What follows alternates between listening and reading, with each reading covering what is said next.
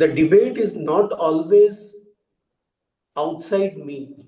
It could be between two people, it could be between me and some other person, or it could be within my own head. Okay, and if I don't know how to put things in the right perspective, which argument in my own head is in the right direction and which is not in the right direction, then it leads to confusion, and a confused person will always be in trouble. So I have gathered some material based on the old Tarka Shastra. Logic, reasoning was fundamental to our culture.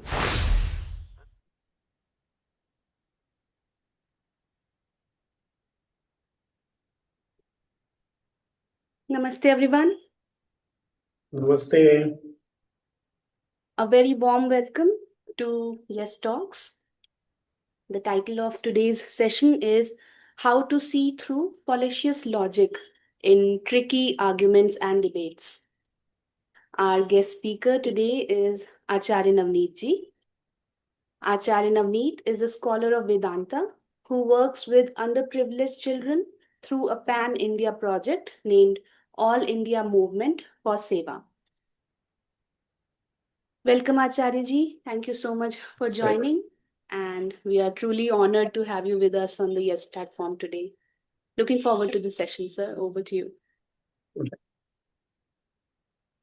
We start with a small prayer.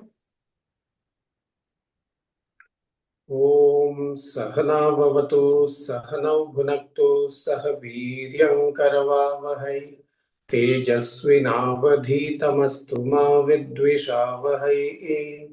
Om Shanti Shanti Shanti.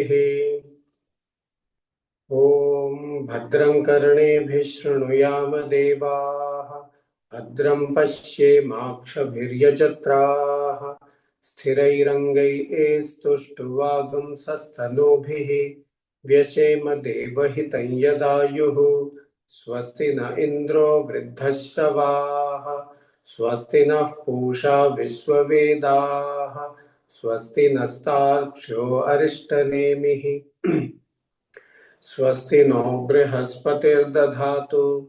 Om Shanti Shanti Shanti. So today's topic is how to identify fallacious arguments. And why is it important? How we chose this topic. Actually, there was a discussion in one of the meetings, and Dr. Bijlani was there, and we were discussing a few things and about promoting debates among students on some topics. So then immediately this occurred to me that yes, it is good to promote debates in schools among school students, but many times we don't know the rules of debates and what are the fallacies or the mistakes we commit while debating. So this is the background. But later on, I thought that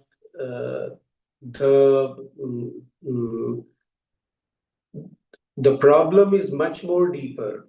Yes, students should know how to debate and what are the rules of debates. But even as adults, we don't know how to discuss, argue, or even debate with other people, or even to understand when two people are debating, who could be right and who cannot be right. Even we get confused because we are not that well trained to find out the fallacies in the arguments which are put forward by the participants of a debate. And so I thought that let us discuss this in a little bit more of a depth.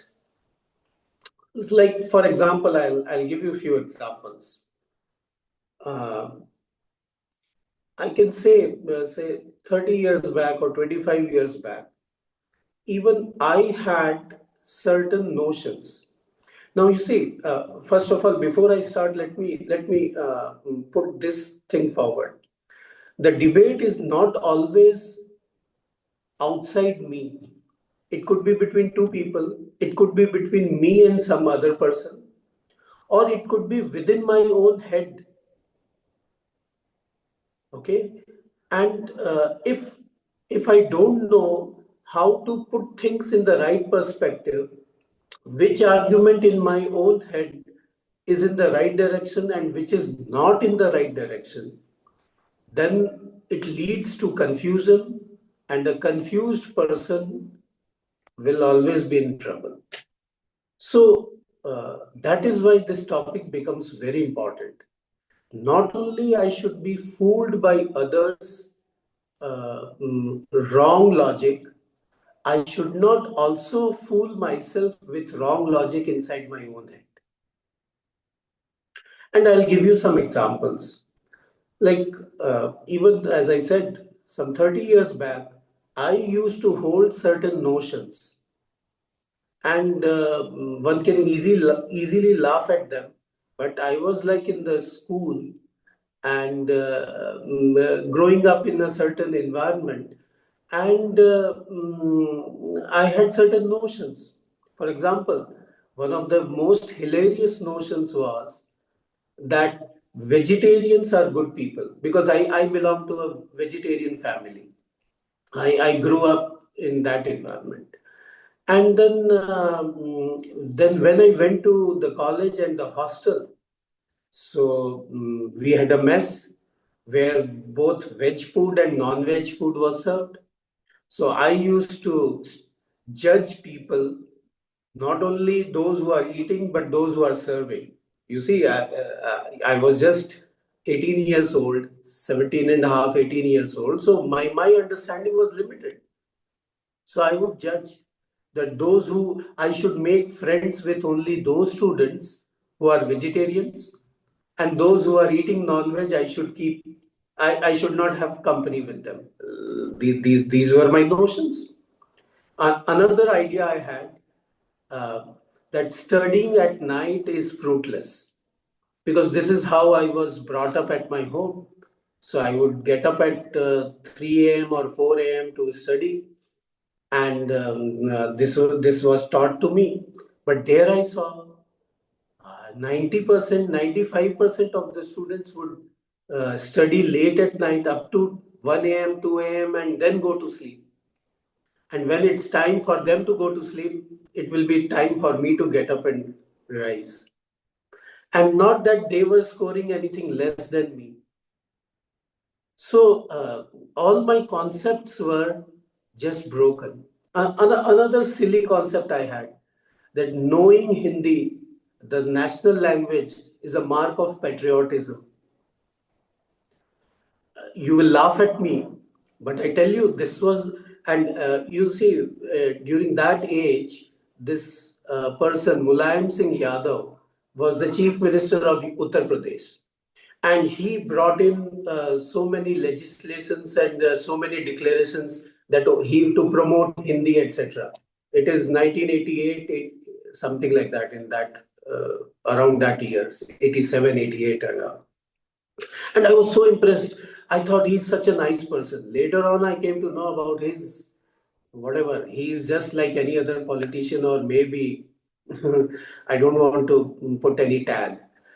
So I would judge people based on knowing how well they know Hindi. But when I went to the hostel, I found 30-40% of the population was from South, and they didn't know that much Hindi. They did know little bit of Hindi, but they were no less patriot. And I said, come on. I used to think this way, but the actually I am finding things are different.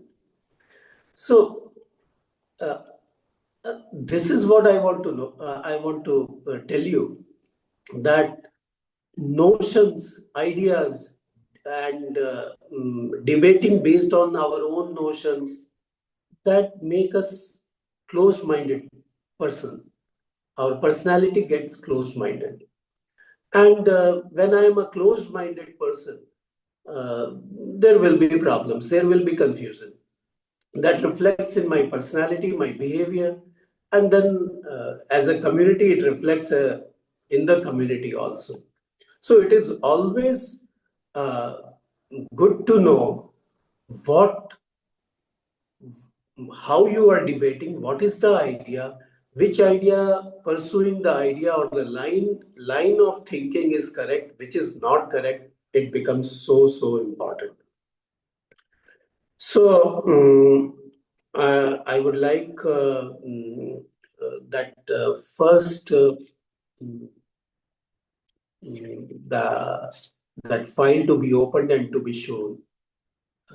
Is it possible? So I have gathered some material based on the old Tarka Shastra. Logic, reasoning was fundamental to our culture. And I must tell you here, even till uh, mm, late 19th century, that is around 1870 or 75, there used to be lot of schools just on logic, tarka. Tarka is logic.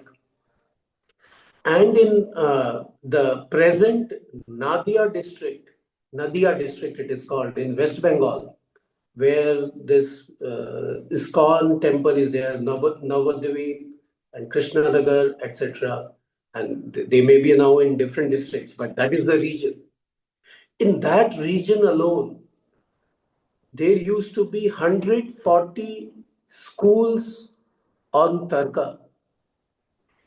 And by 1920 or so, all of them vanished because the British thought that these schools are dangerous for our survival.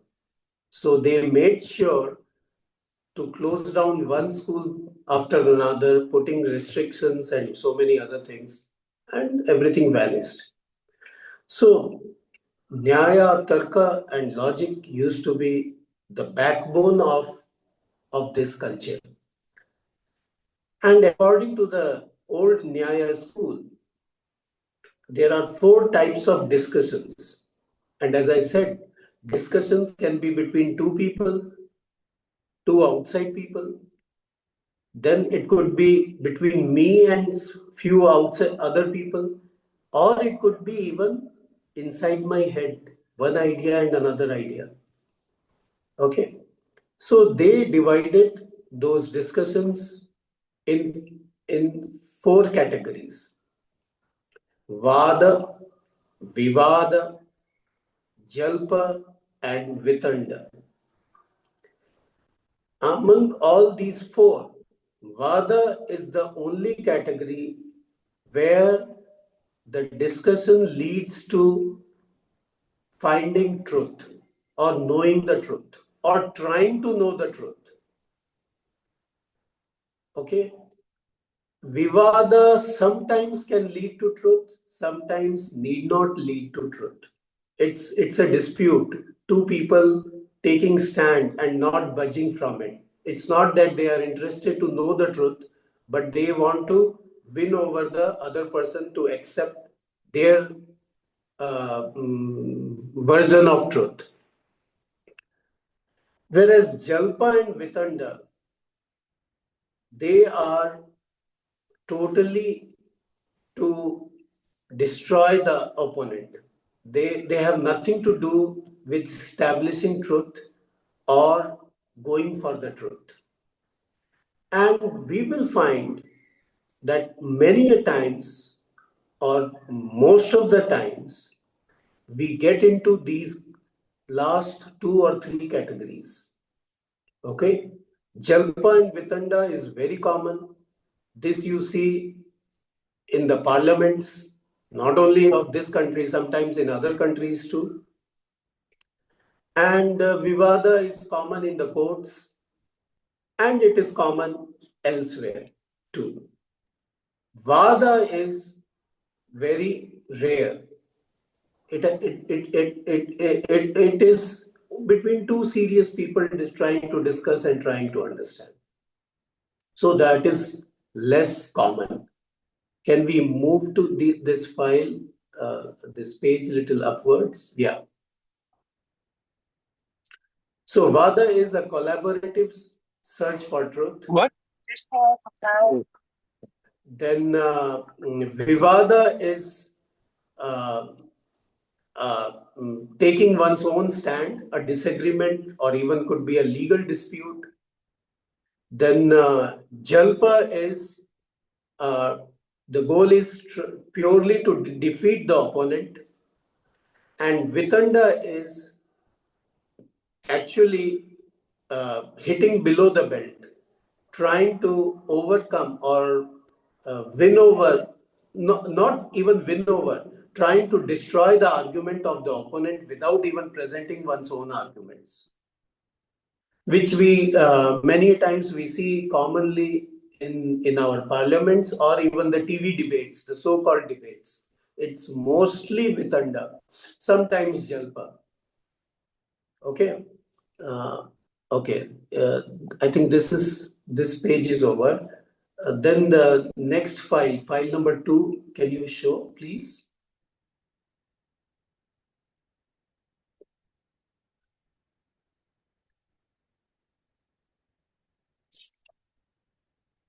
So this is the traditional view.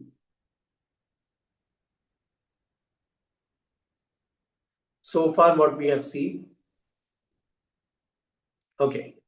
Now this is the Western view. I want you to have a glimpse of that. What are the different fallacious logic? Okay, so they are illustrated here. So and with examples. Okay, we will go back to Vada, Vivada, Jalpa, and Vitanda again once we go through this quickly. So the first type it says ad hominem, and what does it mean? Attacking the person instead of the argument. And what is the example? The example is you can ignore her views on climate policy. She didn't even finish college. Here, the educational background is irrelevant to whether her argument is sound. Okay, this is common. We see even in some of the conservative homes. Okay, we used to see. Even sometimes, even now, we see. Okay, they will say, "Oh, you are too young. How dare you argue with us, etc., etc." Whether a person is young or old, we have to weigh the argument and not the age of the person. Then the next fallacy is the strawman fallacy. What is that? Misrepresenting an opponent's position to make it easier to attack. How does it work? We should have some regulation on social media algorithms. This is what the person A says. Now, what the person B replies, my opponent wants the government to control everything you see online. Now, this person A just suggested some regulations, and now instead of giving comments on those regulations, the person is now attacking the government. So B attacks an exaggerated version, not A's actual claim. Now the third one, red herring, introducing an irrelevant point to distract from the real issue. Why worry about exam malpractice in the colleges when unemployment is such a big problem? Now, you see in the sentence, the new issue diverts attention without addressing the original concern.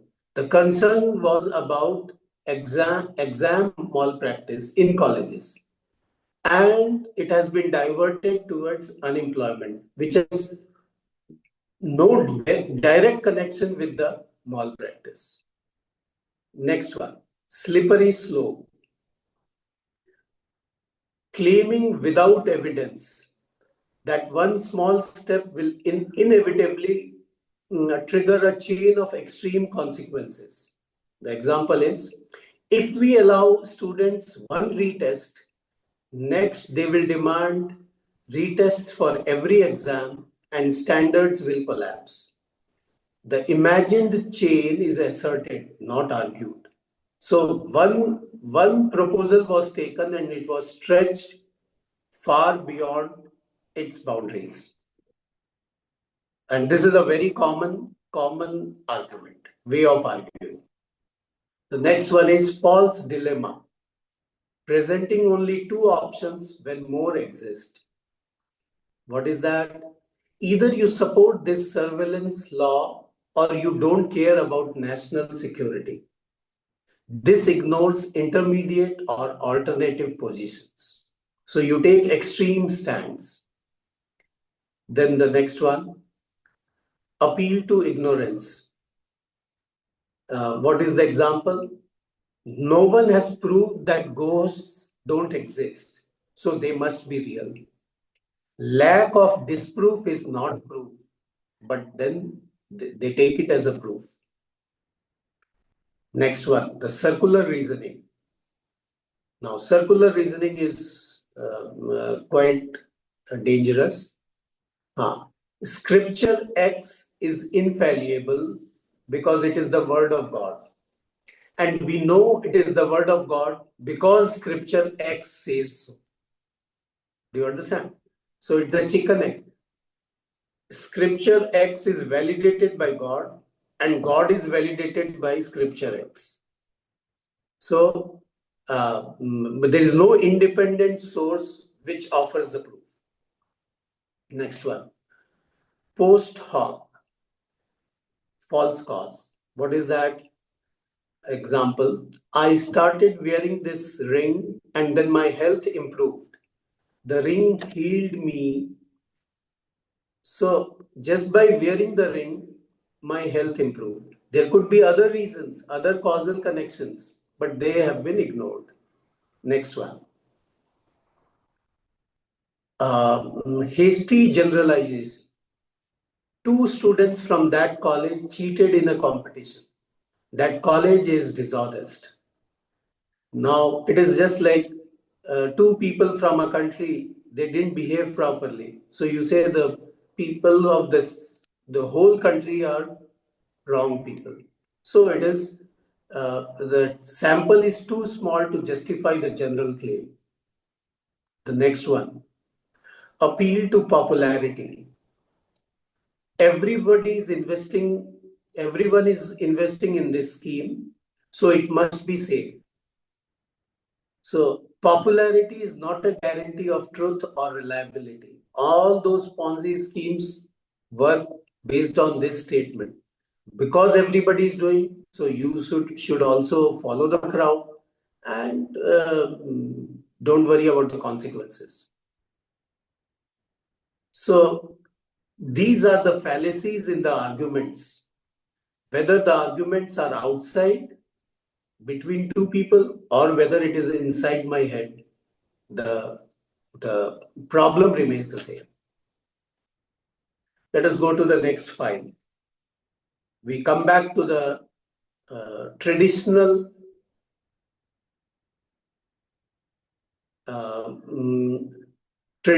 way of dealing about the fallacies in logic. And you will see it is so deep and so much structured. So before that, let me quickly go through the 6 means of knowledge. They are pratyaksha, anumana, upamana, arthapatti, anupalabdhi, and shabda. These are called six pramanas. Six pramanas means the six means of knowledge. And any knowledge which we gain in this world falls under one of these six, or maybe a mix of more than one. And you will find that out of six, four of them are related to logic. That is Anumana, Upamana, Arthapatti, and Anupalapti. They are based upon logic and logical mind. Only two of them are outside logic. So, from this, you can understand how logic plays such an important role in gaining any kind of knowledge from this world. Okay, let us go to the now. Let us go to what logic is. Next file.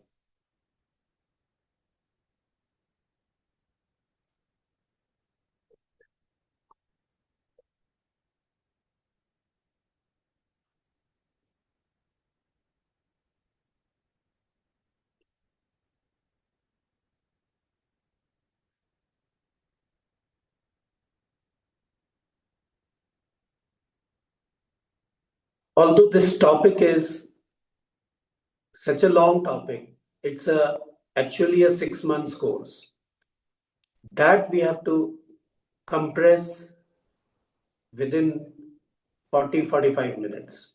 So I have compressed it so that the core of it we understand. Forget about what you see, other lines, etc. The basic of any logic or inference, it is based on certain logic. So the base of that is these three words: observation, conclusion, and the connection in between. This is what logic does. You observe something and you come to a conclusion, and you come to a conclusion through a connection. So observation is called hetu in Sanskrit, and the conclusion is called sadhya, and the connection between them is the vyapti. So the standard example is, you see smoke in the mountain or in the hill. So that is your observation. You come to a conclusion that there must be fire. So you saw smoke, but in your head, what you are seeing? Fire. How?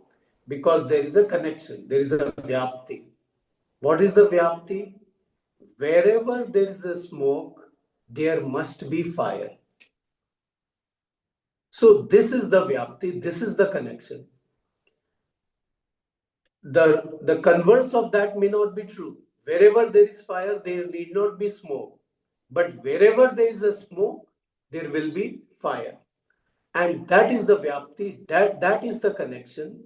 And that connects your observation with your conclusion. Observation is smoke, conclusion is fire. And where you saw the smoke, fire must be there somewhere. So this becomes the basis of all inferences and all kinds of other logical arguments. Okay? And if there is some problem with the vyapti, with the connection, then you will find that you arrive at a wrong conclusion. Sometimes we do the opposite thing. We conclude first and find the connection and the observation later. Okay? This is called emotional connection. Or in one of the books, they have given the term confabulation. What is confabulation? We come to a conclusion first, we arrive at the conclusion first, then we scramble for the reason behind the conclusion.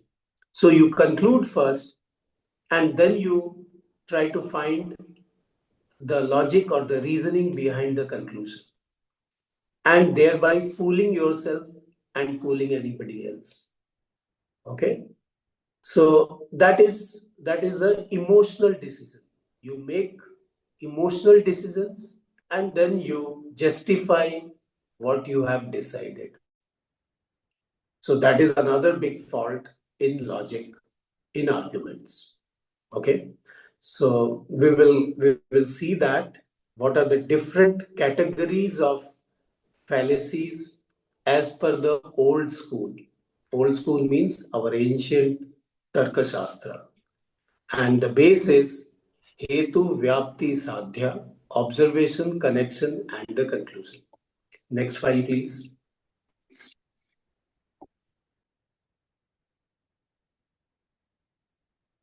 So if you can remember, we just saw the Hetu. Hetu means the connection. Okay.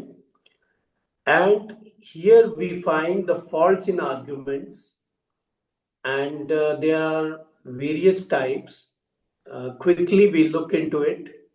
One is Hetu Abhasha. Okay. It appears to be a Hetu. The connection seems to be real, but it is not. There are faults in that we will see later. Then Chala. Chala is playing with the words. Okay. And Jati is irrelevant rejoinders. One example of Chala I can give you, which we find especially in advertisements for selling their product, how they do it. And I learned from Dr. Bijlani only uh, that cholesterol is not a vegetable product.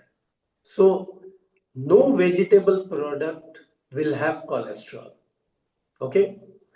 So you will find many of the oil companies selling oil, edible oil, they will advertise that their oil is 100% free from cholesterol. Well, this is chala.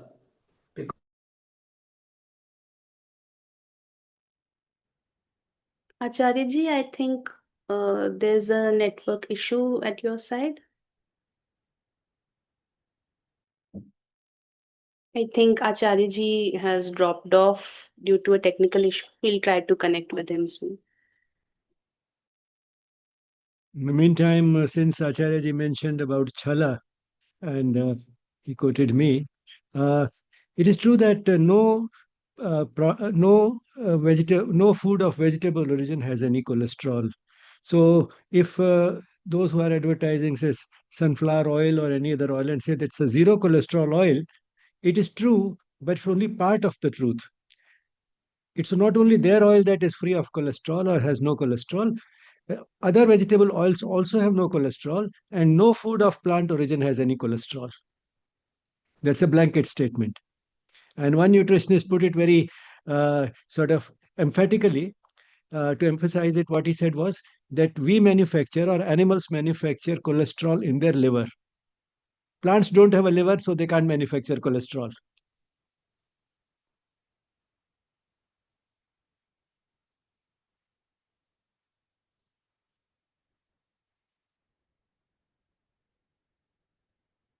And while Acharya ji is coming back, maybe I can spend a few minutes more on something related. We have commonly in this notion, we commonly have this notion that we are a spiritual country. The core of our culture is spiritual, and spirituality is something higher than reason and beyond reason, and therefore we need not bother about reason. Now, this is a misconception. Just because we are spiritual doesn't mean don't have to bother about reason. In fact, if we have to ascend higher than reason, we should be familiar with what reason is and realize its limitations so that we can rise higher than that. And a simple example one can give to understand this is that if where there's no gravity, it doesn't mean that we don't have to understand gravity. It's only if we understand gravity well that we will be able to transcend gravity and rise to an altitude which is in outer space. So reason doesn't have to be rejected. In fact, reason should be perfected. And uh, then only we can hope to go higher than reason. Of course, what is just required is basically understanding the limitations of reason. And we have seen that reason itself has limitations, and we add to those limitations because of vitiated motives. Sometimes we understand that we are doing it deliberately, and yet we resort to it because we feel that we'll be able to misguide people. What looks apparently logical will be uh, accepted, and sometimes we present it in such a way that the interpretation is likely to be what we want, even if it is not purely logical, but it appears logical. So, on one hand, the limitation is limitations. Logic itself has limitations on one hand, and on the other hand, we add to those limitations through deliberately because of our motives being vitiated or because of our aim being something other than just arriving at the truth. And as Acharya said, that arriving at the truth in the highest use of reason, and that is what happens in a debate which is uh, organized, the Vada, which is called, which is organized to arrive at the truth. So, an honest discussion, both sides are open to listening to the other side and try to arrive at a higher truth. Because every opinion that we have has some part of truth, but no opinion has the total truth. Because the total truth, in fact, is beyond reason. We know that. But at least let's reach the truth to the extent it can be realized by reason, and that itself is can go pretty far. I think Acharya ji has returned. Uh, so now over to him. I'm sorry, I have to recalibrate and use some other device. Something went wrong with my device. Anyway, so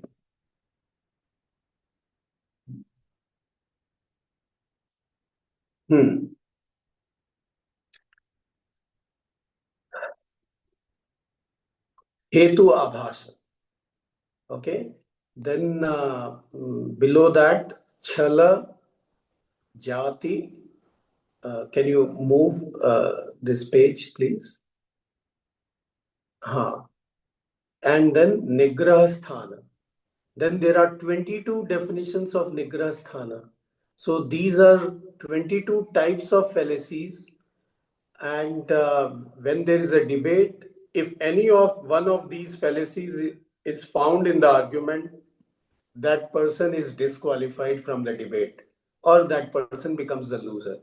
So you can understand how detailed or how deep the study of reasoning, thinking, and line of thinking, and what is acceptable and what is not acceptable has been defined in the Tarka Shastra. We will quickly go into the Hetu Abhasas. Can you go up in the page, please? Back.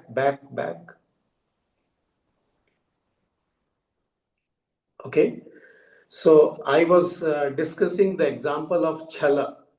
Okay. How you play trick so that the audience is misguided. And that was about the cholesterol. Zero cholesterol in this edible oil, vegetable oil, whereas no vegetable oil has any cholesterol anyway. So we go into this Hetu Abhasa. The Hetu Abhasa itself has 5 categories, and I will give you examples. So the first of the Hetu Abhasa is Savyabhichara. Now, Savyabhichara, I'll give you one example. And Savyabhichara will have multiple examples actually, but I'll briefly touch relevant examples. So one of the example is, such a beautiful, innocent looking actress cannot be involved in crimes. Do you understand the argument?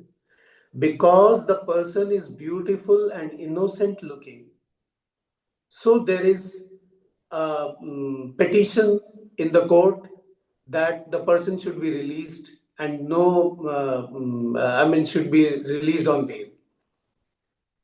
Then I give you example of Viruddha. Now listen this example very carefully, very carefully. You won't even understand that where is the fault in this. Right now, most of you I'm seeing are from north, so they are facing the cold wave. So I'll give that example. The cold has broken 90-year records. Okay? Especially I read in one of the news item 3 or 4 days back, I think, in Gurgaon, the temperature was near zero. And that was some 50-year or 90-year record was broken. So it proves severe climate change. Correct? This is the argument given. Any one of you finding fault in this argument?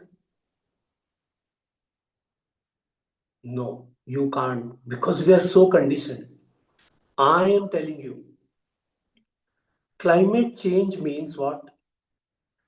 What climate was there 50 years back or 100 years back, it has changed considerably. Correct? That is the meaning of climate change. But now it is matching with that 90-year-old record. So where is the climate change? Climate is going back to where it was. So this is called Viruddha Hetu Abhasa. What you are presenting, what you are arguing is actually you are going against your own argument. Do you understand how subtle it is? How subtle it is. But this is how the fallacy in argument is there. Then comes Sat Pratipaksha argument. What is that? I'll give you example. And this used to be my line of thinking also, because this was ingrained in my head through my teachers all through the school years. So what was that? Good handwriting is a measure of good academic capability. So my teachers would appreciate good students with good handwriting. Okay. And even there is a quote by Mahatma Gandhi.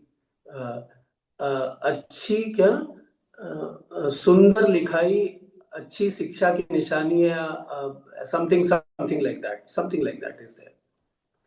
Now I tell you, it goes against logic. I'll give you a few examples. My immediate senior, he used to be topper in his department, and he has such a worst kind of handwriting I have seen. And I have seen many other toppers in the college. Some were having good handwriting, but more than half of them didn't have good handwriting. That is one thing.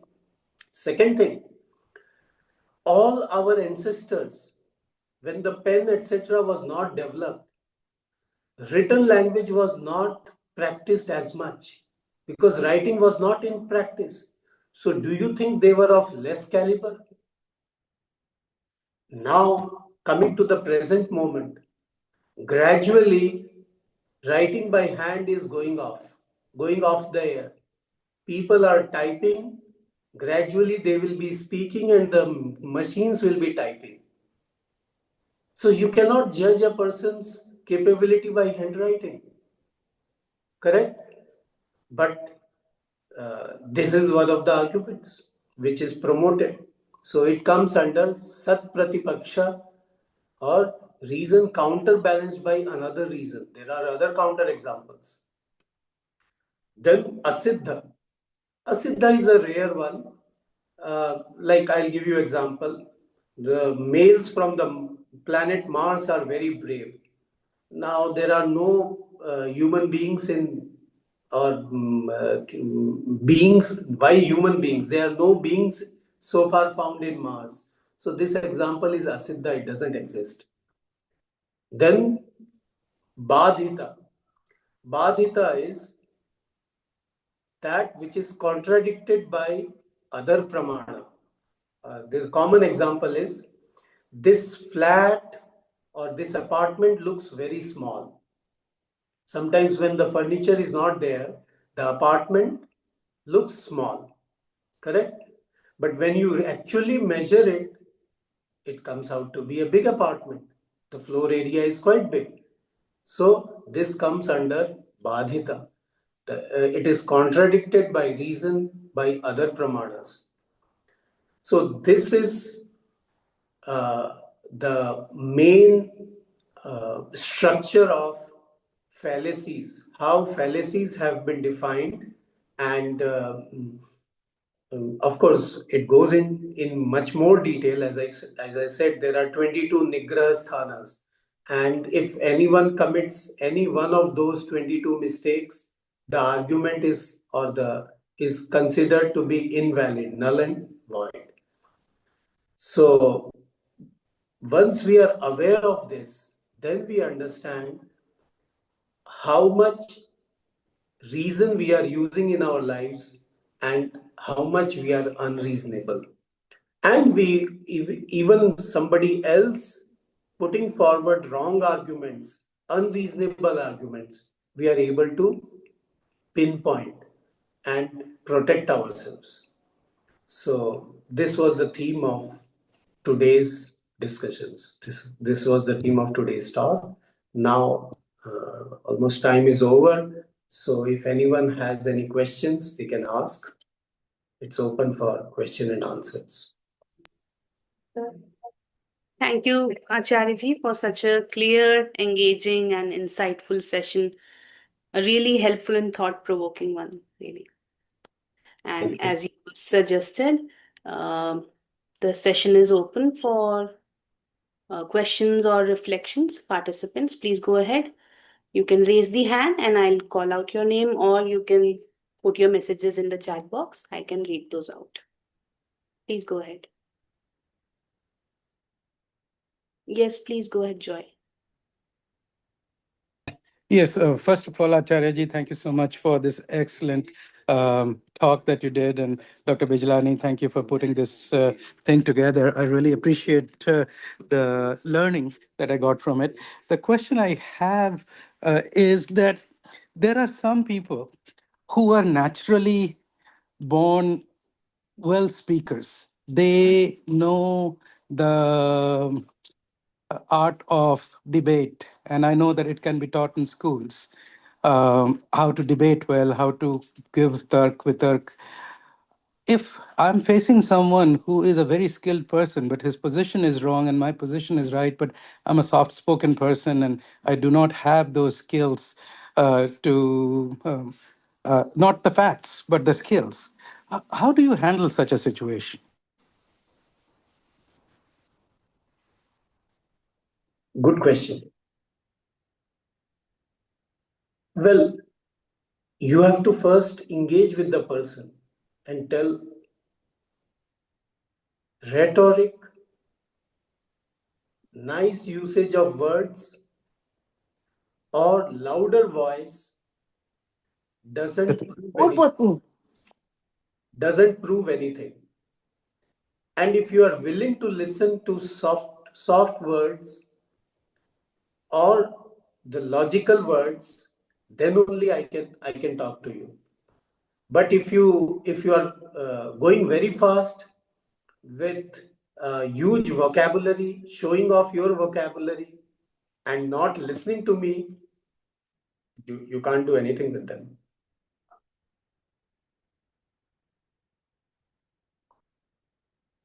Thank you so much. Any Thank other you. question? Yeah, participants, anyone else?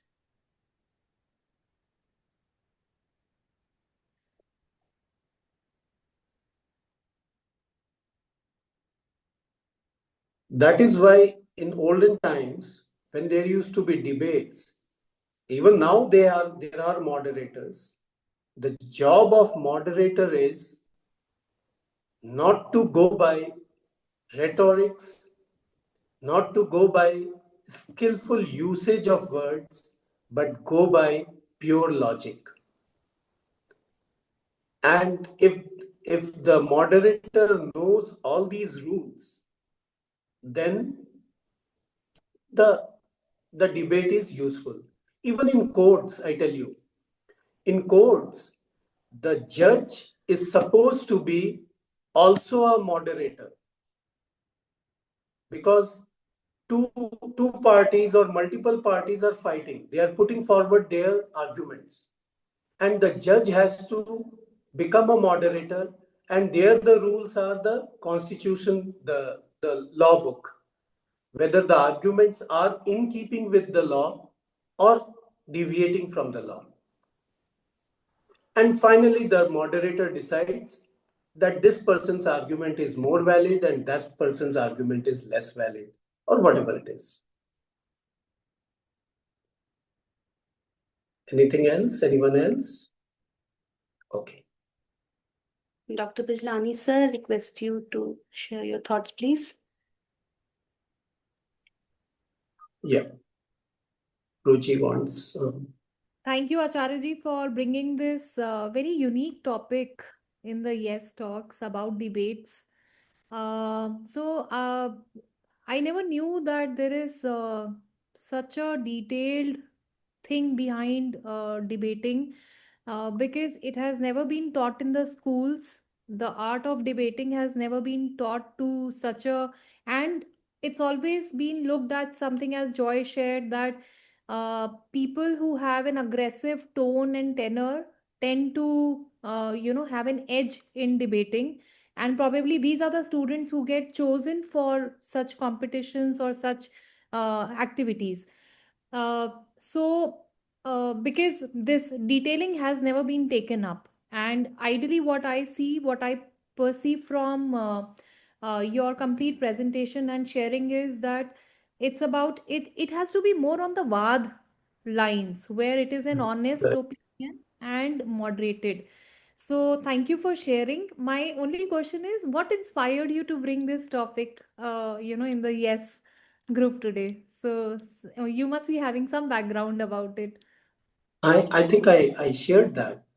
I We missed. had the meeting at Dr. Bijlani ji's room, and they were proposing that we should introduce debates and a few other things as Right. activities in the schools.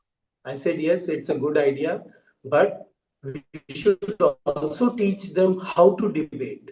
Okay. All right. And there are rules for debates. Then he suggested, why don't you take up this as a topic and how the rules for debates? So I said, Oh, okay, then let me do the research and present it that way. Right. wonderful. Wonderful. All right. Over Thank to you so much. Bijlani ji.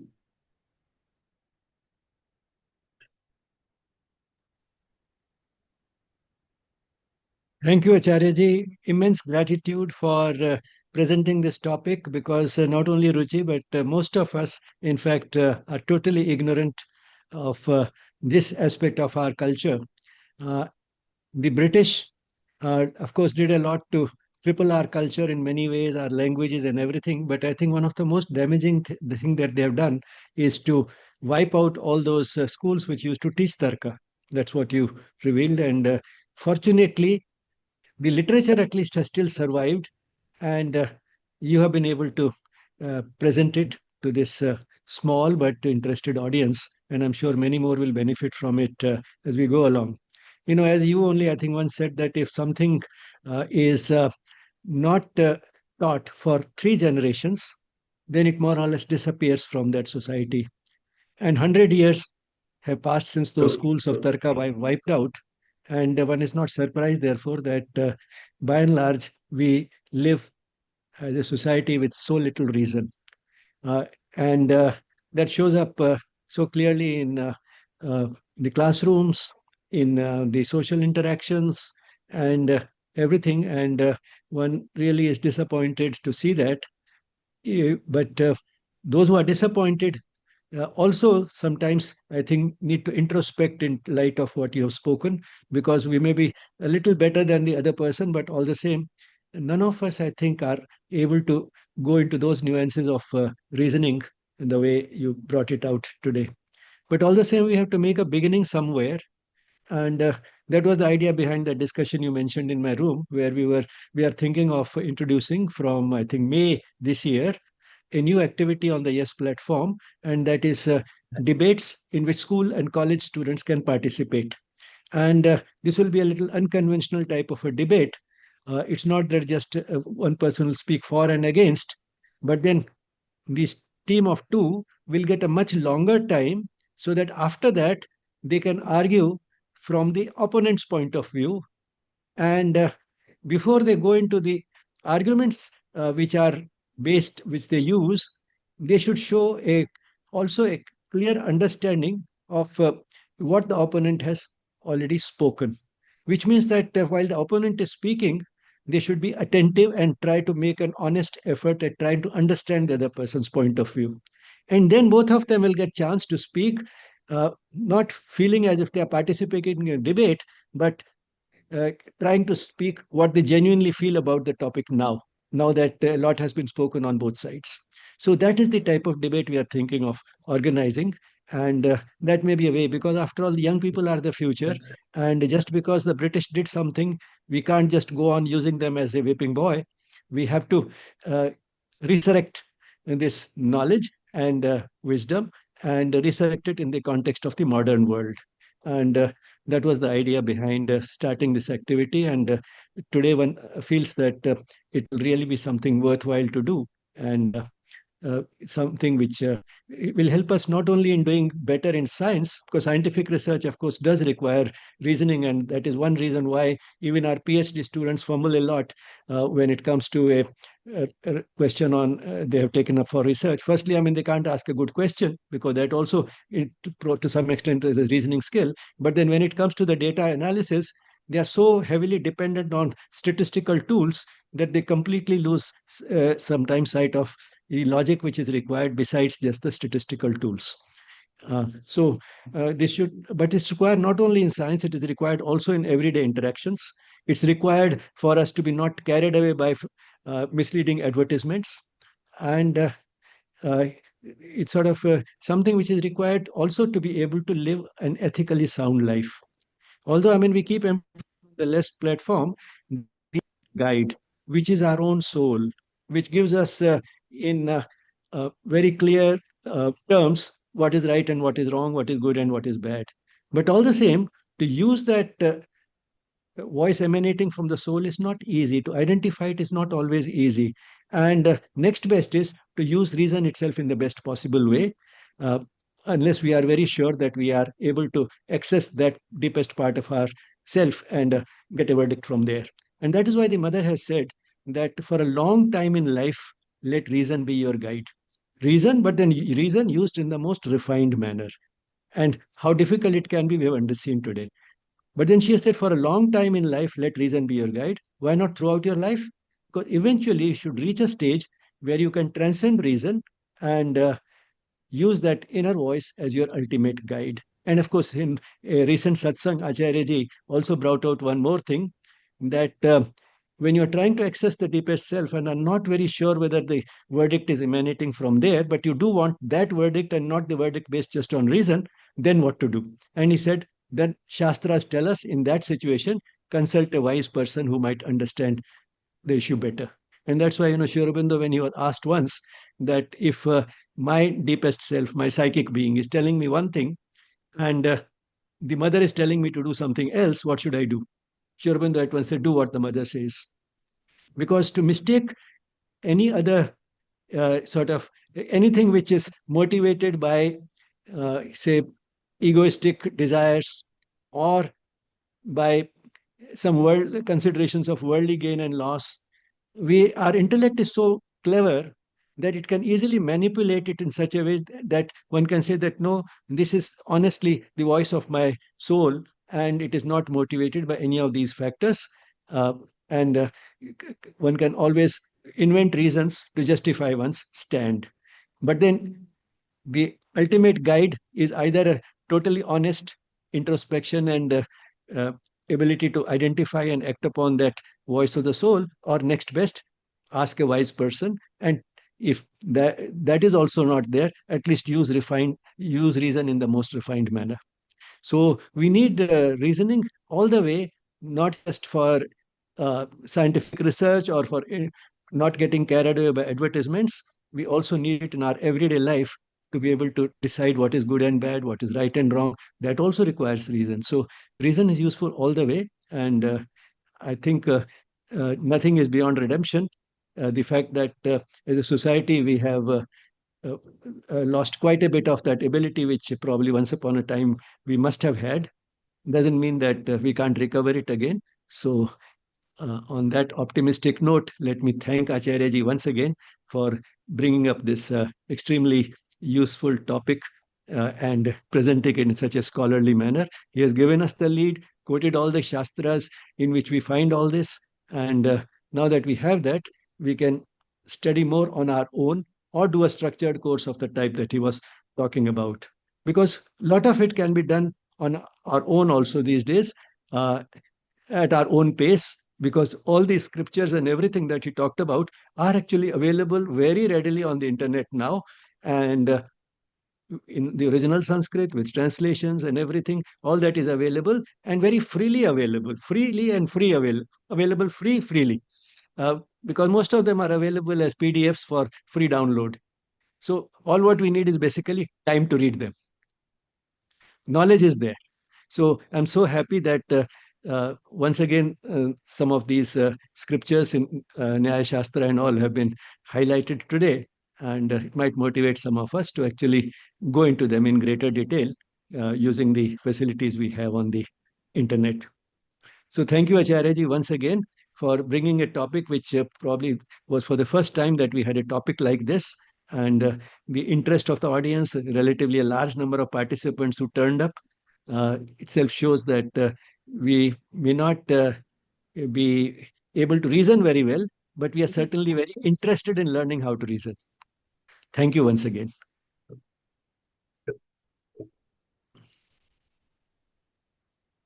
Thank you, Bijlani sir. So before we close today's session, let me quickly inform that the recording of today's talk will be available on our YouTube channel, Yes Spirituality. And you can visit the channel and explore extensive content on yoga, education, spirituality, and related subjects like psychology and wellness.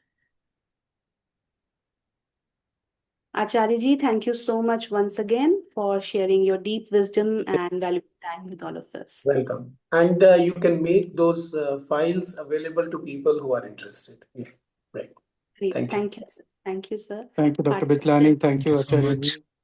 It was very nice. Thank you. everyone for being with us today. We'll close today's session now with a moment of peaceful silence. Namaste.